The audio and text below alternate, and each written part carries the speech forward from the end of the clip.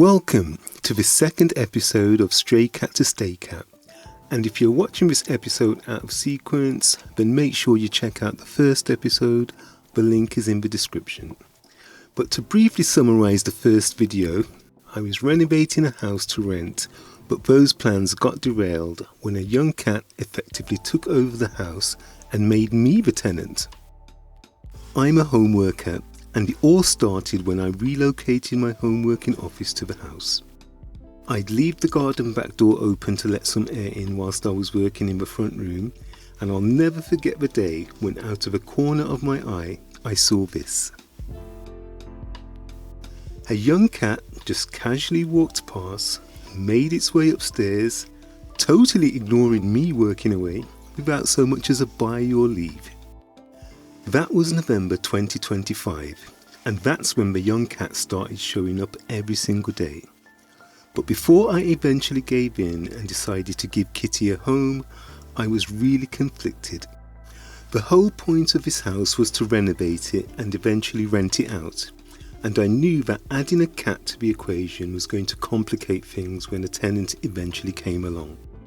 So for the first couple of weeks, I made a genuine effort to discourage the kitten, and looking back at some of the lengths that I went to, in retrospect, they were absolutely ridiculous.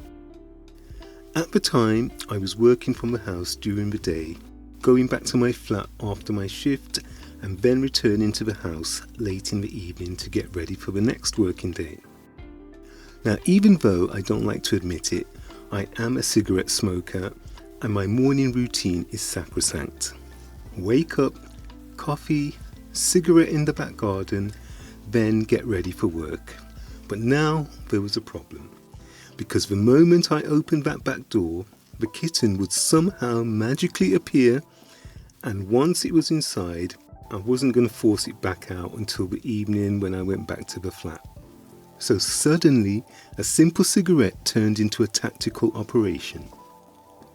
I'd wake up in the morning, desperate for the cigarette, but because I knew the kitten might be outside, I'd creep into the living room like a burglar in my own house, slowly peeking through the patio blinds to see if the kitten was in the garden. If I saw it, no opening the back door, no cigarette, no coffee, just straight into the front room to get ready for work. From the kitten's point of view, no one was home, and after an hour or two of waiting, it would give up and leave. Or so I thought, because this kitten was clever. Several times I checked the garden through the patio, saw nothing and thought, brilliant, I'm clear. Opened the back door now and whoosh, kitten out of nowhere, straight through the door, settled in for the day. This happened more than once. Eventually I realised what was going on. The kitten wasn't gone, it was hiding in the tree, perfectly camouflaged, just waiting. The second it heard the back door open, it would launch itself out of the tree like a heat-seeking missile and sprint into the house and then settle in for the day. And trying to get Kitty out once I'd finished my shift and got ready to return to the flat was another nightmare altogether. I don't know what additional senses cats have, but the kitten always seemed to know when I was about to put it out. That's when it would start the zoomies, running all over the house at high speed with me trying my best to catch it. Come on, it's time to go. Or it would go into the living room and start playing with whatever it deemed to be a plaything. It would do anything not to go outside. Go on out. No, don't do that. Oi, come on. However, I did devise a strategy to coax it outside, because one of the things that this cat loves playing with the most is my shoelaces.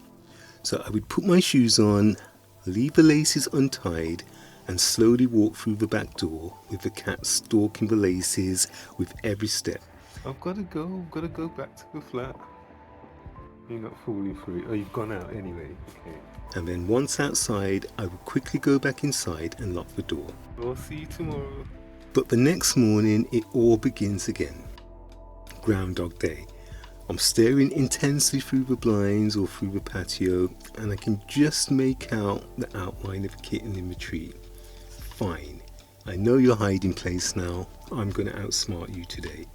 So instead of the back, I'd go to the front of the house to have the cigarette instead. Again, making it seem as if no one's at home. Victory! Except now I need coffee, and the kitchen backs onto the garden, so the moment I step into the kitchen, the kitten invariably spotted me and started meowing.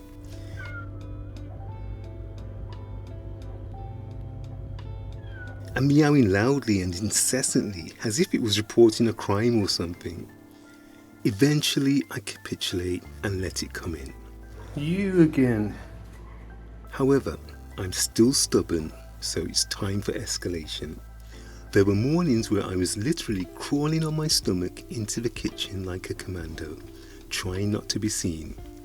Slowly reaching up onto the worktop to grab the kettle and a mug, then retreating back into the front room to boil the water there. And this kitten, by the way, had radar hearing. One tiny sound and it would immediately start meowing like it had caught me red-handed. At some point, I had to stop and ask myself, what the hell are you doing? You're crawling around your own house to avoid being detected by a kitten. That's when I realised that this wasn't going to work. So I had two options: completely ignore the kitten forever, or just accept that I had been chosen. It was a black and white kitten, and it was a black and white decision after all. So reluctantly, I chose the latter. To be honest, I think I'd already subconsciously made the decision days earlier. I was just in denial, pretending that I hadn't, because of the whole renting the house issue. So by late November 2025, I fully capitulated, and that's where we are in the story. In the next video, we'll look at how the kitten starts settling in properly. But before I go, I've got a bit of a conundrum. These videos are about 2 months behind real time, and to this day, hitherto, I still don't know if this kitten is a boy or a girl. I did try early on to pick it up and check, but it got a bit agitated, so I decided not to force the issue. However, during some play the other day, I unwittingly captured some footage of its undercarriage, so I'm asking for help. If you can tell from the image, please let me know in the comments whether you think that this is a girl or a boy. Personally, I've been assuming it's a boy because it's incredibly social and follows me everywhere like a shadow, but now I'm not so sure, and I'm really hoping it's not a female, because that is going to introduce a whole new set of future problems. Mating season isn't far off, and this cat has already proven it's much smarter than me. Leave your comments whether you think this is a boy or a girl. I really need to know. And if this is your first time watching and you do want to follow along with this developing story, then feel free to like and subscribe.